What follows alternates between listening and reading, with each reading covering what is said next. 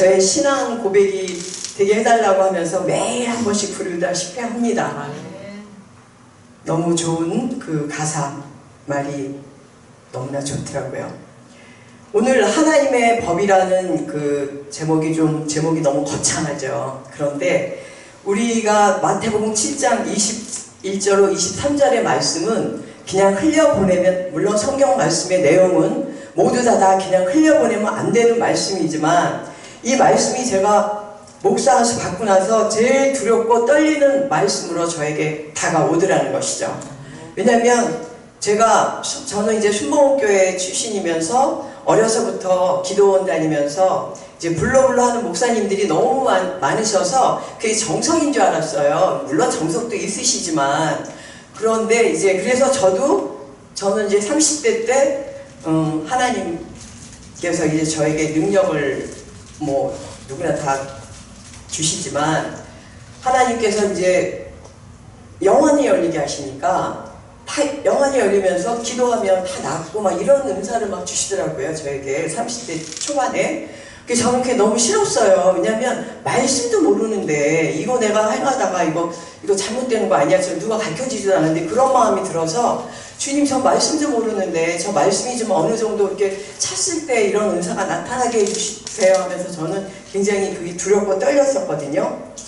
그런데 전도사 되면서는 뭐 많은 사람 치유하고 뭐 병 많이 고쳤어요. 그때는 병마가 보여요. 어떤 사람이 어디가 아프면 뭐 허리가 아프다 그러면 허리에 그 병마가 이렇게 있고 어디가 아프든 그게 보이니까 제가 막 기도하면 그게 태워지고 막 이런 게 저한테 이렇게 보여주셨기 때문에 저는 이제 무조건 아프다 그러고 막 달려가서 막 치유해주고 막 이런 게 전도사 때는 많이 그 역사가 일어났죠. 그런데 하나님의 법이 무엇인가 알고 나서 이 말씀을 알게 되니까, 아, 나도 불법을 행했었구나 하는 그렇게 깨달으면서 너무 두렵고 떨리더라고요. 그래서 이제 오늘 이 말씀을 선택하면서 그 23절에 보면 예수님께서 그러시잖아요. 내가 저희에게 밝히 말하되 내가 너희를 도무지 알지 못하니 불법을 행하는 자들아 라고 말씀하시죠. 그래서 도대체 불법을 행한 것이 무엇인가? 오늘 말씀을 통해서 불법이 무엇이고 하나님께서 이제 허락하시고 기뻐하시는 법이 무엇인가, 그것을 함께 교제해보는 시간이 되겠습니다. 굉장히 중요한 말씀이죠. 말씀은 다 중요합니다. 그런데 하나님께서 모세에게 율법을 주시죠. 출애굽기 20장에 시내산에 부르셔서 모세에게 율법을 주십니다. 그 율법을 히브리어로 토라라고 하는데, 그 율법이 613가지의 율법을 주세요. 하라 하지 마라로 나뉘면서 하라가 248가지, 그 다음에 하지 마라가 365가지로 하면서 그 모세오경의 말씀이 다 그 613가지의 법으로 되어 있습니다. 그래서 창세기에는 첫 번째부터 세 번째 법이 이제 기록되어 있죠. 첫 번째는 창세기 2장 28절에 생육하고 번성하라 그리고 다스리라 하는 그런 다스리는 법을 주십니다. 그리고 두 번째 법은 창세기 17장에 그 아브라함에게 할례를 하시면서 할례의 법을 주시는 게 두 번째 법이죠. 그리고 세 번째 법은 야곱에게 그 환도뼈를 치시면서 그 환도뼈가 법으로 이제 613가지 법에 들어가 있습니다. 그래서 첫 번째는 다스리는 법, 두 번째 법은 할례법으로 하시면서 구별되는 법, 세상 사람과 너는 내 것이다 라는 그런 표징을 나타내기 위해서 그 몸에 그 표피를 자르면서 할례를 시키시게 되죠. 그리고 세 번째 환도뼈 법은 야곱이 너무 자기 의대로 사니까 네 육이 죽고 영의 사람으로 거듭나라, 야곱이 이스라엘이 되라 하면서 환도뼈를 치시는 법이 세 번째 법입니다. 그리고 네 번째 법은 출애굽기 12장에서 하나님께서 새로운 하나님의 시간표를 주시면서 6월절이 시작이 되면서 출애굽을 시키시죠. 그래서 세상에서 우리를 구원해 주시는 그 십자가 사건의 의미가 그 6월절에 그 내포되어 있으면서 그게 네 번째 법입니다. 그렇게 법이 쭉 모세오경에 기록되어 있어요. 그래서 출애굽기에는 네 번째부터 114번째까지 법이 되어 있고 그다음에 레위기에는 115번부터 361까지의 법이 기록되어 있어요. 그리고 민수기에는 362부터 413가지의 법, 그리고 신명기에는 414부터 613가지 법까지 기록되어 있는데 거기는 이렇게 많이 이렇게 겹쳐지는 것도 많아요. 그 법들이. 그런데 아무튼 이렇게 하나님께서 613가지의 법을 모세오경에 주시면서 출애굽기 20장에 모세에게 10가지 법으로 줄여서 십계명을 주십니다. 그래서 613가지의 법이 10가지의 십계명으로 줄여지고 예수님께서 오셔서는 어떻습니까? 하나님 사랑, 이웃 사랑 하면서 2가지 법으로 그 법이 줄여집니다. 그리고 나중에 예수님께서 십자가에 달리시기 전에는 서로 사랑하라. 내가 새 계명을 주리니 서로 사랑하라는 법으로 한 가지 법으로 함축시키시죠. 그래서 하나님 나라의 법은 서로 사랑하라입니다. 그래서 서로 사랑하라는 법을 주시기 위해서 처음에 율법을 주셨는데 율법 주시기 전에 그 전에도 사람들이 율법 없을 때 죄를 지었죠. 그랬을 때는 그 로마서 2장 14절로 15절을 보게 되면 율법 없이 지은 죄들은 양심이 증거가 된다고 했어요. 그래서 양심의 법이 이제 다스리던 시대입니다.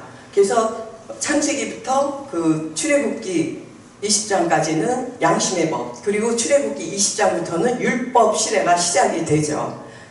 그러면서 하나님께서는 그 율법으로 인해서 사람들이 어떤 것이 죄고 어떤 것이 죄가 아닌지 구별들을 못하니까 하라 하지 마라로 율법을 나누시면서 하라는 것을 하는 자는 순종이고 하지 말아야 하는 것을 하지 않는 자는 순종이죠. 그래서 순종과 불순종으로 나누십니다. 율법을. 그래서 순종하는 자에게는 축복이요, 불순종하는 자에게는 저주라는 말씀으로 이제 축복과 저주라는 말씀이 계속 율법에 나와 있습니다.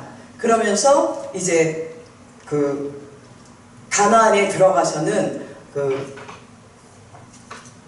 여호수아에게 그 사역이 이어지죠. 모세의 그 혈기 부린 그 사건으로 인해서 여호수아로 이어지면서 가나안에 들어가서 7 족속과 사귀지도 말고 교합하지 말라고 했는데 결국 이스라엘은 어땠습니까? 하나님의 그 법을 어기면서 그 가나안에 들어가서부터 가나안에 있는 그 신들과 함께 그 혼합주의로 하나님을 섬기면서 또 다른 신을 섬기는, 이방 신을 섬기는 그런 불순종의 죄를 짓게 되죠.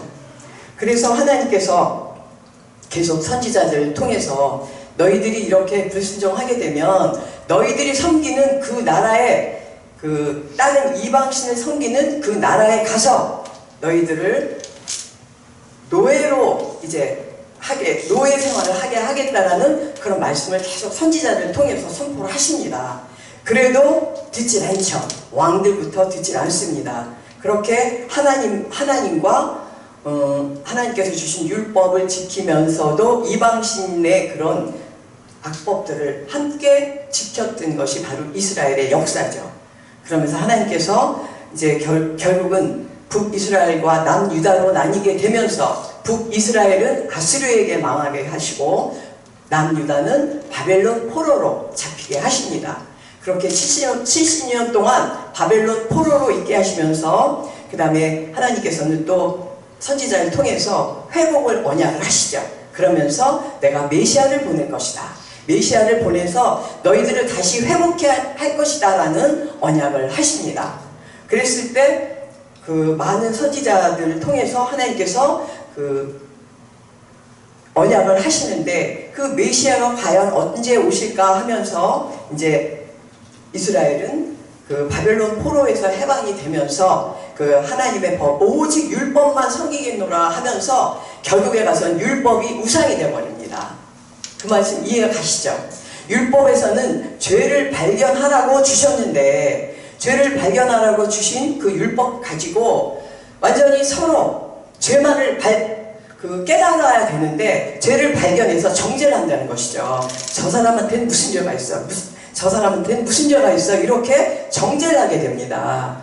이 성경에는 보면요, 약 130여 가지의 제목이 들어와 있어요. 그런데 그 제목 중에 안 걸린 사람이 있겠습니까? 안 걸린 사람이 없다는 것이죠. 그런데 서로 그 죄를 발견하면서 정죄하고 비판하고 판단하고 하는 그런 그 율법이 완전히 우상화가 돼버리는, 다른 이방신은 안 섬긴다라고 하면서 율법 자체를 그 안에 있는 진리의 법, 하나님께서 주신 그 사랑의 법이 숨겨져 있는 것을 발견하지 못하고 율법에서 오직 죄만을 발견하게 되는, 그리하여서 율법을 또 문자적으로나 지식적으로나 해석하고 풀어서 완전히 죄의 법에 이제 갇혀버리게 되죠.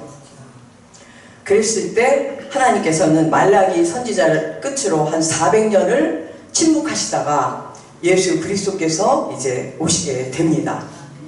예수님께서 우리에게 오실 때는 하나님이신 예수님께서 말씀이 육신이 되어 우리에게 오시면서 이제 예수 그리스도를 믿음으로써 구원받게 된다는 그 하나님의 한 의를 우리에게 주시면서 주님께서 오시죠. 로마서 3장 21절로 22절을 보게 되면 율법 외에 하나님의 한 의가 나타났으니 했어요. 그러니까 예수 그리스도를 믿음으로써 우리가 구원받게 된다는 것이 하나님의 뜻이라는 것이죠. 그것이 바로 이제 믿음의 법으로, 예수님께서 예수님을 믿음으로써 구원받는다는 것이 믿음의 법으로 이제 우리에게 심어주셨죠. 갈라디아서 3장 22절에도 율법으로는 죄 아래에 우리를 가둬놓았지만 예수 그리스도를 믿음으로 구원시키겠다라고 하고 약속을 하셨다는 것입니다. 이렇게 하나님께서 메시아를 보내면서 너희들을 구원하겠노라 하는 하나님의 그 구속사의 그 언약이 이제 예수 그리스도가 오시면서 믿음으로, 예수 그리스도를 믿음으로써 이제 구원받는 그런 구원의 그 구속사의 역사가 시작이 됩니다. 그러니까 그 율법에서 믿음의 법으로, 그러니까 예수님이 오실 때는 율법 시대였었어요. 율법 시대였지만 예수님께서는 율법도 다 지키시면서 믿음의 법을 이제 선포를 하시게 되는 거죠. 그래서 예수님께서는 그 율법도 거룩한 것이고 그 율법에 있는 그 계명도 거룩하지만 그것을 완성시키면서 사랑의 법으로 십자가상에서 완성시키십니다. 아멘. 그렇게 예수님께서 우리에게 오셔서 십자가상에서 그 율법을 완성을 시켰지만 이제 우리가 예수 믿고 구원을 받았는데 과연 100% 행복하십니까? 100% 만족하십니까? 항상 기뻐하고 항상 기도하면서 항상 감사하십니까? 그렇지 못한 경우가 너무 많죠. 왜냐하면 내가 예수 믿고 구원 받았으니까 하면서 그 안에는 그 율법의 행위 그리고 복음, 그 예수님의 그 믿음의 법에 함께 있으면서 완전히 그 옛사람과 새사람이 이 안에서 싸우기 시작합니다. 로마서 7장 24절을 보게 되면 사도 바울이 그랬어요.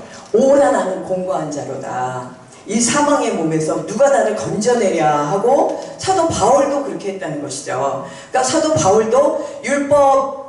바울은 완벽한 자였죠. 율법 학자였고 베냐민 지파로서 완전히 로마 시민권을 갖고 있었던 아주 율법에 능통한 완벽한 자였다는 거죠. 그 사도 바울은 정말 죄라고는 율법에 어긋난 죄는 짓질 않았어요. 예수님 시대에는 율법을 613가지의 그 율법을 십계명으로 줄여주셨는데 그 시에는 막 2000몇 가지의 그 법을 만들었었다 그래요. 그래서 아주 그 사람들은 그냥 움직이면서도 죄를 지면 안 되니까 완전히 그 율법의 행위로 구원을 받는 것이라고 생각을 해서 그들은 그 예수님 시대 때는 그때가 아주 최극치였다고 합니다. 그래서 서기관과 바리새인이나 그 사두개인 하는 그런 율법 학자들은 도저히 그 율법의 그 죄와 사망의 법에 갇혀 있었기 때문에 예수님께서 믿음의 법을 선포하셨고 하나님께서 이미 믿음의 법을 주셨지만 믿을 수가 없었던 것이죠. 그들이 믿을 수가 없었던 이유는 바로 예수님께서는 에베소서 2장 15절을 보게 되면 원수된 것, 곧 의문에 속한 계명의 율법을 자기 육체로 폐하셨나니 했는데, 예수님께서는 그 의문에 속했던 그 율법, 계명의 율법을 자기 육체로 그 십자가 사건으로 폐하셨다는 거죠. 그리고 그 갈라디아서 3장 22절에서도 율법으로는 죄 아래 우리를 가둬놓았지만 예수 그리스도를 믿음으로 구원시키려고 하면서도 골로새서 2장 14절에는 의문에 쓴 증서를 도말하시고 제하여 버리사 십자가로 승리하셨다라고 하셨어요. 그러니까 무슨 뜻이냐면 의문에 쓴 증서, 여기 의문이라는 단어가 나옵니다. 그래서 구약 율법에서 신약 믿음의 법으로 넘어오지 못한 자들은 바로 의문의 법에 걸렸었다는 것입니다. 그래서 그 시대의 의문의 법은 바로 율법을 문자적으로나 지식적으로나 이렇게 풀어서 율법 안에서 그 진리의 법을 발견치 못하고 하나님의 사랑을 발견치 못하고 서로 정죄하면서 죄와 사망의 법으로 묶어버렸다는 것이죠. 그래서 그 의문의 법으로 그 시대의 율법 학자나 율법에 능통한 자들은 예수님께서 완성시키신 믿음의 법 안으로 들어오지 못했다는 것입니다. 그래서 오라 나는 공고한 자로다. 이렇게 믿음의 법 안으로 들어왔는데도 또 오라 나는 공고한 자로다 하면서 사망의 법, 몸에서 누가 나를 건져내랴 하는 그 사도 바울처럼 그 율법에서, 그래서 사도 바울 같은 사람은 믿음의 법으로 넘어왔단 말이에요. 다른 율법학자들은 믿음의 법으로 못 넘어왔지만 사도 바울 같은 사람은 넘어왔어요. 그래도 자기 너무 공고한 거예요. 지금 교회를 다니면서 예수를 믿음으로 교회를 열심히 다녔지만 마음이 공고하고 내 안에서 두 가지 법이 싸우는 것 같아. 그러니까 하나는 정말 하나님의 사랑의 법이 있는데 또 내가 해야 되는 또 내 생각의 법, 그 두 법이 항상 싸우고 있다는 것이죠. 그래서 오라 나는 공고한 자로다 하는 사도 바울과 같은 그런 자기 스스로 고백을 하는 자들이 너무 많다는 것입니다. 그래서 이 의문에 속한 그 법이 율법에서 믿음의 법으로 넘어오는 곳에서만 있는 것이 아니라 바로 로마서 8장 1절로 2절을 보게 되면, 그러므로 이제 그리스도 예수 안에 있는 자들에게는 결코 정죄함이 없나니 그리스도 예수 안에 있는 생명의 성령의 법이 죄와 사망의 법에서 해방하였습니다 라고 말씀하고 있죠. 이 로마서를 보게 되면 완전 율법과 복음에 대한 관계, 그 복음에서 믿음의 법이 생명의 성령의 법으로 넘어오는 그 관계가 자세히 기록되어 있죠. 그래서 그 생명의 성령의 법으로 넘어와야 죄와 사망의 법이 너를 해방한다고 했는데, 믿음의 법은요, 예수 그리스도를 믿음으로써 나는 구원받았다 하는 것으로 그쳐있는 것이 바로 믿음의 법으로만 있는 사람들입니다. 믿음의 법에서 우리는 생명의 성령의 법으로 넘어와야 되는데, 생명의 성령의 법으로 넘어오지 못해서 오라 나는 공고한 자로 있는 자들이 너무 많다는 것입니다. 왜냐하면 우리가 예수를 믿고 성령 세례를 받았으면 예수님께서 십자가상에서 우리의 모든 죄를 안고 돌아가셨죠. 그렇지만 그 전에 나의 어떤 육적 자아들이 없어졌습니까? 그렇진 않다는 것입니다. 자기가 갖고 있는 그런 어떤 육적인 그 시기나 질투나 욕심이나 자아나 교만이나 남 정죄 판단하고 그런 악한 것들, 그 어둠의 영들이 완전히 없어지진 않았다는 것이죠. 믿음만 가지고는 없어지는 것이 아닙니다. 그래서 내가 육이 죽고 영의 사람으로 거듭이 나야만, 내가 생명의 성령의 법으로 넘어와야만 그 어둠의 그런 영들이 차곡 하나씩 없어지면서 그 안에 내가 말씀으로 채워 나아갈 때 그것이 완전히 없어진다는 것이거든요. 그런데 대부분 믿음의 법으로만 나는 구원받았으니까 교회 열심히 다녔고 나 열심히 했는데 나 귀신도 쫓고 병도 고쳤는데 뭐 나는 얼마든지 나는 이제 축복받아서 이제 천국 갈 수 있는 것이다 라고 생각들을 많이 하고 있죠. 저도 그랬었습니다. 저도 집사 때도 그랬고 이제 전도사 때도 사역을 하면서 그것이 어떤 것이 성령의 법에 맞는 것이고 어떤 것이 불법을 행하는 것인지를 사실 구별을 못했어요. 제가 전도사 때는.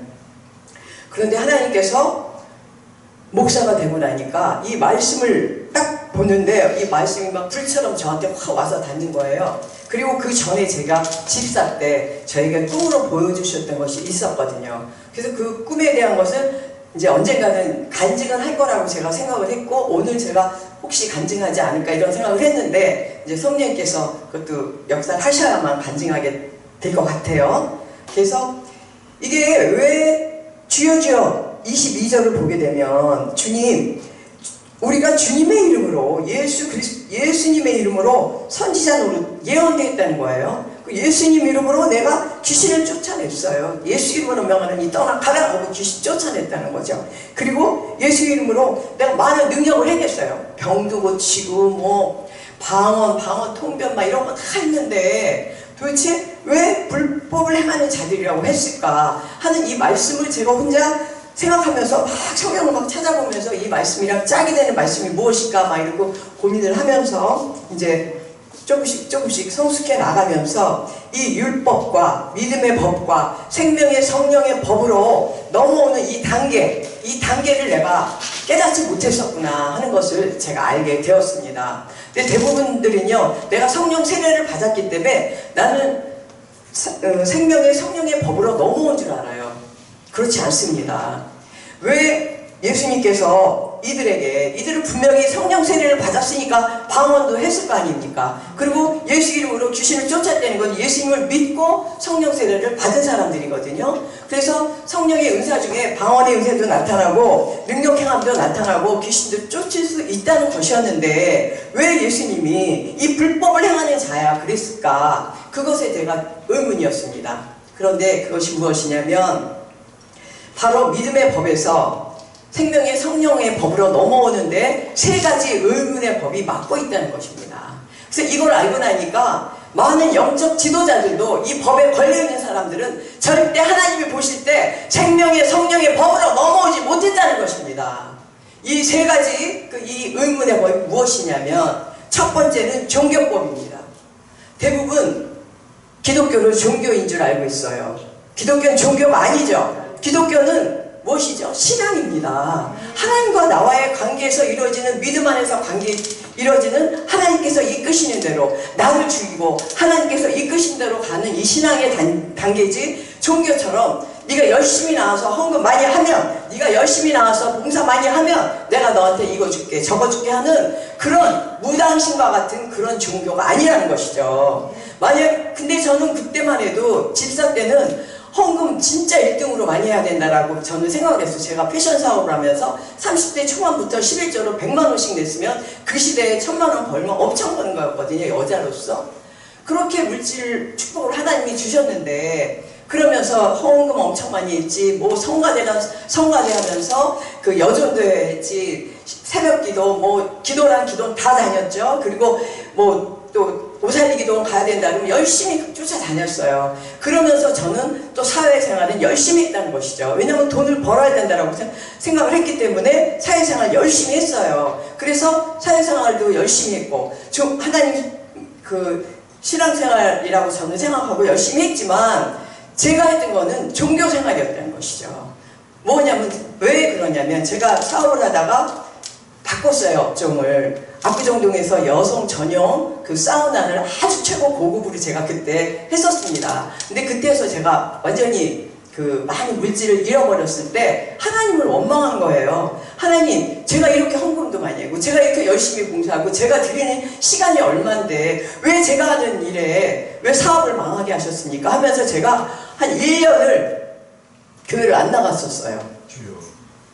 교회를 아예 안 나갔어요. 제가 하나님을 떠났었어요. 한 1년을. 그랬더니 제가 막 죽을 것 같더라고요. 그리고 처음 막 대중교통이라는 건 처음 타본 거예요. 그때 이제 물질을 많이 잃어버려가지고. 그랬을 때 제가 하나님한테 한 1년 가까이 교회를 안 나가고 막 친구들이랑 놀러 다니고 막 반항을 한 거예요. 그랬는데 어느 날 제 영혼이 너무 갈급하니까 막 찬양이 하고 싶고 막 친구들이랑 그때는 또 이렇게 노래방들이 많았어요. 그러니까 노래방 다니는 게 너무 좋고 막 이렇게 막 그런 생활을 했는데 그러다 보니까 막 내 영혼이 갈급하고 내가 막 너무 피폐해지는 거예요. 그래서 오살리 달려갔습니다. 3일 금식하면서 막 울며 회개기도부터 했죠. 주님, 제가 주님을 떠나서 살 줄 알았는데 저는 정말 떠나서 못 살겠습니다. 한 10개월이면 오래 떠났었죠. 왜냐면 고등학교 때부터 미션 스쿨을 다니면서 그렇게 쭉 이제 신앙생활을 했지만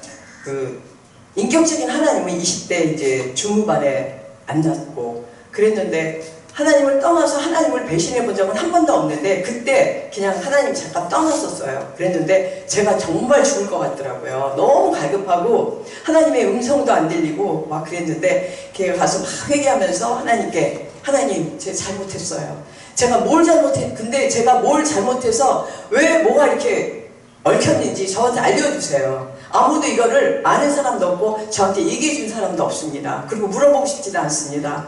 주님 저에게 직접 알려주세요. 왜 그 사업을 망하게 했습니까? 했더니 주님 답이요 너무 쉬웠어요. 내가 너한테 그거 하라 그랬니? 딱 그 답이었습니다. 네가 원해서 다 정해놓고 다 얻어놓고 다 시작해놓고 주님 축복 주세요 그러지 않았냐?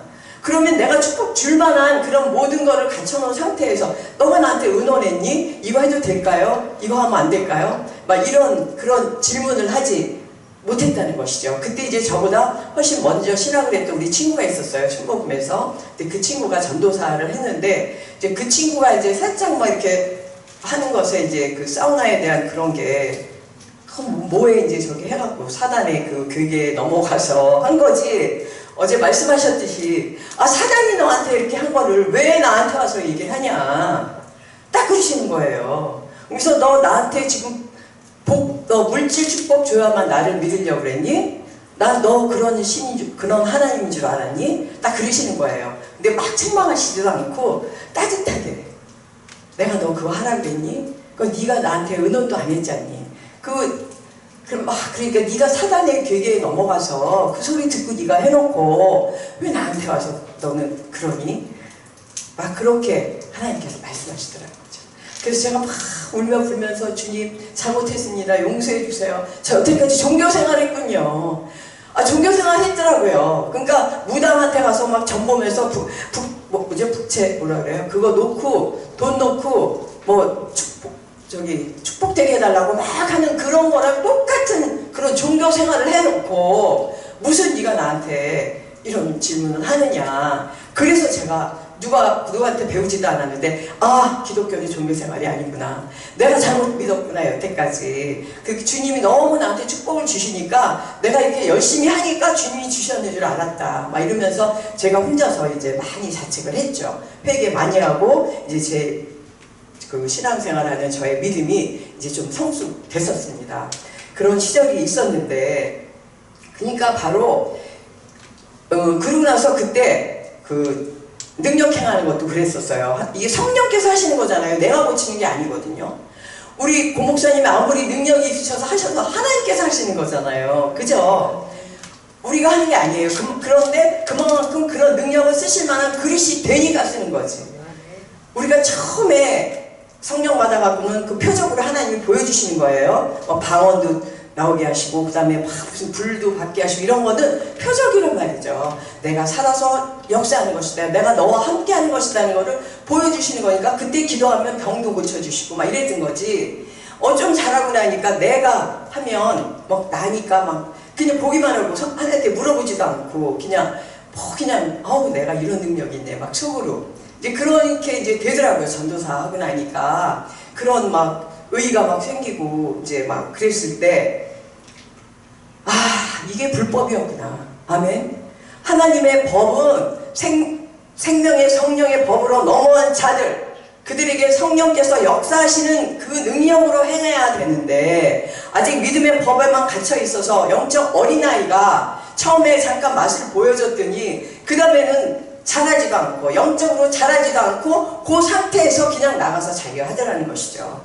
그래서 제가 기도원들을 많이 다니면서 성령님께서는 저한테 시청학 교육을 많이 시키셨어요.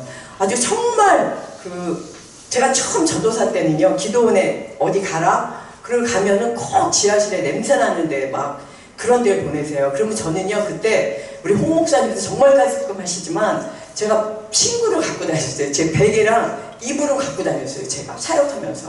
그리고 다니면서 거기 청소를 다 하는 거예요. 제가 완전히 뒤집어 놓게 청소하게 하시고 그리고 저 여기 더 있어요. 그러면 이렇게 처음부터 40일만 있게 한다고 하시면서 40일만 딱 있게 하세요. 그리고 또 딴 데 또 가게 하시면서 거기서 넌 뭘 발견했니? 그래서 주님, 이 사람들은요 저기 기도원 원장이요 꼭 무당 같아요. 제가 그렇게 제 느낌에 주님 이름으로 한다 그러면서요 완전히 무슨 자기네들끼리 저기 하고요 막 그래요 막 그랬더니 그래 바로 그거다. 내가 너한테 보여주는 건 너 이렇게 되지 말라고 보여주는 거다. 내 이름을 도용해서 바로 주여 주여 하면서 예수 이름으로 병 고치고 선지자 노릇하고 그렇게 능력 행하는 자들이 너무 많았는데 그들이 불법을 행하고 있는 것을 보여주셨다는 것입니다. 그런데 저는 미련하여서 그 전도사 때 그렇게 보여주셨는데 그 시청과 교육으로 저한테 많이 보여주셨는데 목사가 되고 나서 이 말씀을 제가 모르니까 저 진짜 전도사 때까지 그렇게 말씀이 왜냐면 순복음교회가 사실은 말씀이 별로 없어요. 근데 그 능력은 나타날지 모르지만 말씀이 모르니까 제가 일부러 저 순복음에서 목사 안수 안 받겠어요. 그리고 이제 장로교회 가갖고 공부하면서 이렇게 목사 안수를 받았거든요. 그랬는데 그러면서 그때부터 말씀을 알기 시작하니까 와 이게 내가 행하는 성령께서 역사하시는 것이 먼저 나가면 굉장히 위험한 것이구나.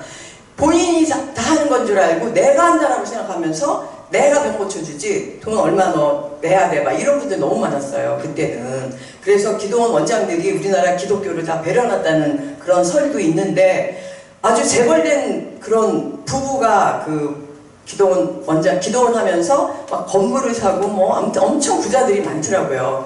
그래서 나중에 알고 봤더니 뭐 그냥 얼마 뭐 병 고쳐주면 몇 천만 원 뭐 하나님이 내 안에 계신 성령님이 그러시는데 뭐 1억 헌금할 수 있죠? 하나님께서 하시려는데요. 막 이런 식으로 왜냐면 목숨이 왔다 갔다 한다고 하니까 돈 있는 사람이 1억이 돈입니까?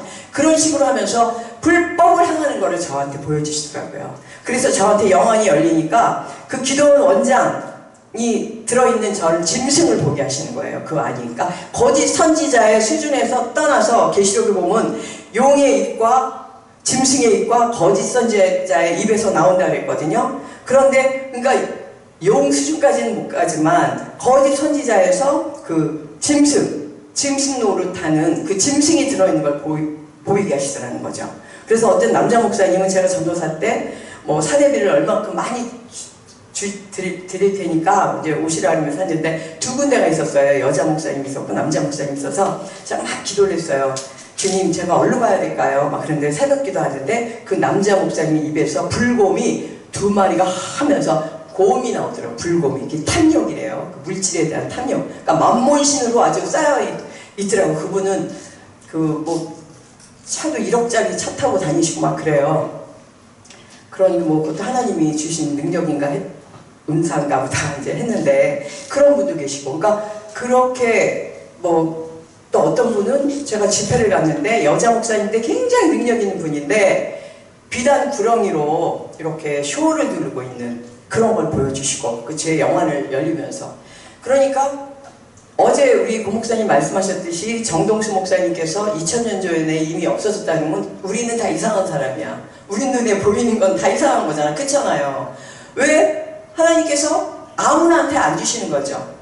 정말 마음이 깨끗하고 청결하고 간구하는 사람에게는 다 보여주시고 그런데 그것도 영적 어린애 때 표정으로 보여주시는 거지 정동수 목사님이 잘못해서 그래서 그렇지 이렇게 어느 정도 서서 이제 말씀이 능력이 돼서 나가는 분들에게는 그런 어린아이 때와 같이 그런 능력 행함이 굳이 안 해도 그냥 말씀으로만 해도 그냥 20초 만에 하신대잖아요. 그렇게 나가신다는 거죠. 그러니까 그분이 말씀 해석을 잘못하신 거죠. 성경 해석을 잘못하신 거예요. 그래서 2000년 전에 없어진 게 아니라 성령님의 그 능력을 제한하는 것은 성령 회방죄다. 전 그렇게 느꼈습니다. 성령님의 능력이 얼마나 무한한데 하나님께서 이 천지를 만드신 분께서 못하시는 것이 없는데 왜 그분의 능력이 2000년 전에 끝났냐는 것이죠. 그래서 그 말씀을 지식적으로 알고 그 말씀을 자기 그 머릿속에 있고 그래서 말씀을 유창하게 많이 아시지만 정말 이 성령님의 능력이 나타나지 못하는 그 너무나 이성적인 분들은요.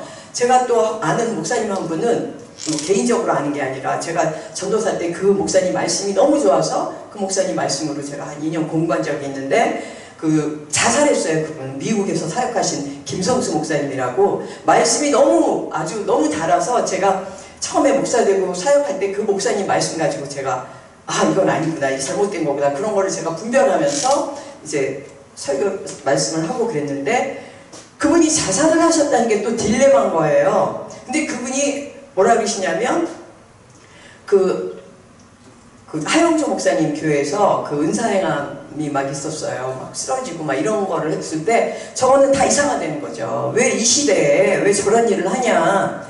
막 그러니까 이 성령님의 능력을 제한한 거죠. 그냥 말씀으로만 묶어버리신 거예요, 그분은. 그런데 성령님의 능력이 물론 말씀의 능력이죠. 성령의 검이 말씀의 검이니까. 성령님의 능력이 말씀의 능력이지만 성령님의 능력이 뭐 우리가 어떻게 다 가늠하겠습니까? 그죠? 죽은 자도 살리시는 분이고, 그런 분의 능력을 왜, 물론 가짜도 많아요. 블로글로 가짜가 너무 많았기 때문에 그분들은 불신하는 거죠. 그렇지만 가짜가 70%, 80%였을 때도 진짜는 20, 30%는 진짜였다는 것이죠. 진짜 성령님의 역사로 쓰러졌다가 병고침 받고 귀신 쫓아서 되게 쓰러진다는 것은, 쓰러진 분들은 귀신이 확 나가는 거거든요. 축소 사역할 때 그러면서 병이 확 날 수 있고, 그 뭐 군대 귀신 들어가 뭐 물이 많은 그 귀신이 들어가 있는 분들은 그냥 쓰러져가 거품 물고 쓰러지면 일어나면 기억을 못 하더라고요. 그러니까 그런 경우는 성령께서 하신 거죠. 어떻게 우리 인간이 어떻게 하겠어요. 근데 그런 능력들을 자제를 해버리면 성령님의 능력, 그런 생명의 성령의 법으로 하시는 성령님의 법을 묶어버리는 것도 잘못됐다는 것이죠. 그래서 그 사단 마귀가 공격을 하니까 말씀을 지식적으로 아시는 분이 감당을 못하니까 자살을 하시는 거예요. 그래서 제가 그때는 말씀이 너무 달아가지고 김성수 목사님 이름 뭐 제해서 죄송하지만 그랬는데, 왜 이분이 자살을 하셨지? 이런 거를 이제 지금 조금 말씀을 알고 나니까, 아, 이분이 말씀을 지식적으로만 알았구나. 너무 이 지식적으로는 너무 정말 해박하시지만 하나님의 이 성령의 능력을 너무 묶어 놓으셨구나. 그러니까 그전에는 성령님의 능력이라고 하면서 사단의 영의 능력으로 하신 분이 너무 많았기 때문에 이건 아니다, 가짜다 하지만 진짜로 있다는 것이죠. 진짜 있죠. 지금 우리가 이렇게 모여서 말씀 교제하는 것도 정말 초대교회 때부터 있었던 그런 형식으로 우리는 지금 하고 있는 거 아닙니까? 오로지 말씀만 가지고 이렇게 하는데, 이러면서 이 말씀이 능력을 해서 나타났을 때는 치유가 나타나고 모든 그런 것들이 다 나타나잖아요. 눌린 자들이 해방이 되고 아픈 자가 치유되고 이런 역사가 일어난다는 것이죠. 아멘. 말씀의 검이 날아가서 찔러버려요. 그러면 그 역사가 나타난다는 것입니다. 그러니까 그런 것을 너무 막 우상화해서 불러 가도 안 되지만, 그런 능력을 자제해갖고 말씀으로 묶어버리는 그것도 큰 저는 성령 회방죄라고 저는 생각을 합니다. 그렇기 때문에 우리는 분별력이 있어서 어떤 것까지가 성령께서 하시는 건데, 여기서 잘못하면 이거 내가 하는 것이다. 내가 하는 것 사단이 하는 것이거든요.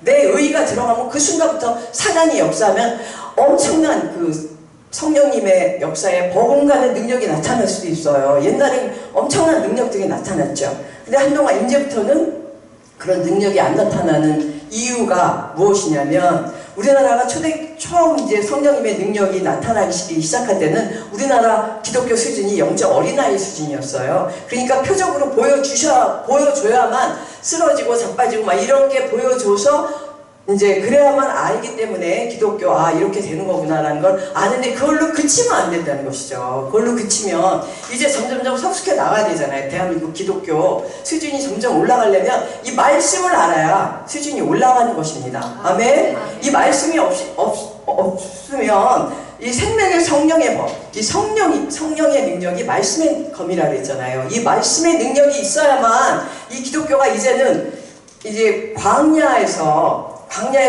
막 물 달라 뭐 달라 막 뺑깡 부리다가 거기서 다 죽잖아요. 출애굽에서 다 죽고 나중에 가나안에 들어갔을 때는 어땠습니까? 이제 제사장만 따르려고 그러잖아요. 이제는 그 모세가 하는 그 지팡이 이런 걸로 인하는 어떤 그 은사 행함으로 인도함이 아니라 이제 말씀 따라가려는 거거든요.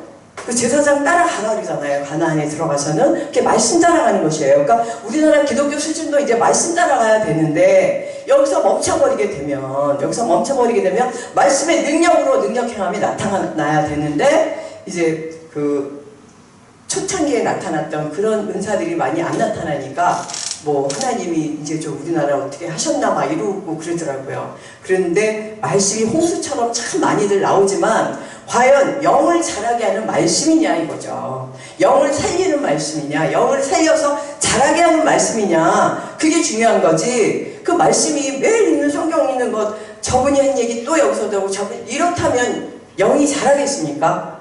그죠? 영이 자랄 수가 없죠. 그래서 우리가 영이 자라려면 이 말씀을 암송하면서 이 말씀이 어떤 말씀이랑 연결이 되고 이렇게 했을 때 내 영이 자라게 되는 줄 믿습니다.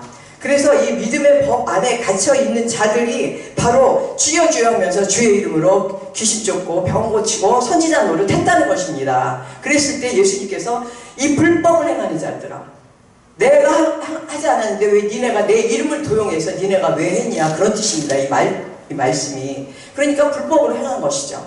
하나님의 법대로 한 것이 아니라 내 의대로, 내 마음대로, 내가 뭐 이렇게 주님의 일을 하니까 이렇게 해야지 저렇게 해야지 하면서 막 부흥시켜갖고 끌고 가고, 그런데 또 이 하나님의 이 법을 보았을 때 이 종교법에 의해서 사람들이 믿음의 법 안에 갇혀있게 된다는 것입니다. 그래서 이 종교법이 뭐냐면은 그 믿음의 법 안에 갇혀있고 생명의 성령의 법으로 넘어오지 못한 사람들이 종교법에 갇혀있다는 것입니다. 아멘. 그리고 두 번째는 뭐냐면 의문의 법 3개가 있다 그랬죠. 두 번째는 뭐냐면 교회 교단법입니다. 교회 교단법은 뭐냐면요, 이제 물론 교단이 커지기 시작하면, 교회도 그렇고 커지기 시작하면 법이 있죠. 그 교회에 법이 있어요. 교단에도 법이 있는데 그것은 어떤 질서나 이런 걸 지키기 위한 법이지 하나님의 법과 같이 이 기독교인들을 이렇게 좌지우지할 수 있는 법은 아니라는 거죠. 그런데 대부분 교회가 커지면 어떤 식이 되냐면 말씀은 복음으로 전해요. 성도들한테 말씀을 기가 막힌 말씀으로 복음으로 전했다가 이 성도들을 율법으로 묶어버립니다. 저는 그런 교회들 많이 봤어요. 그런 목사님들이 계시더라고요. 그래서 율법으로 묶어버려요. 그건 성령 회방자라고 저는 생각합니다. 왜냐하면 복음으로 다 해서 성도들을 진리 안에서 자유롭게 해야 되는데 이 교회 떠나면 뭐 이 교단 떠나면 이러면서 겁을 주죠. 그래서 그 교회에서만 성령의 불이 나타난다라고 믿고 있는 교회들도 있다는 것입니다. 그렇진 않죠.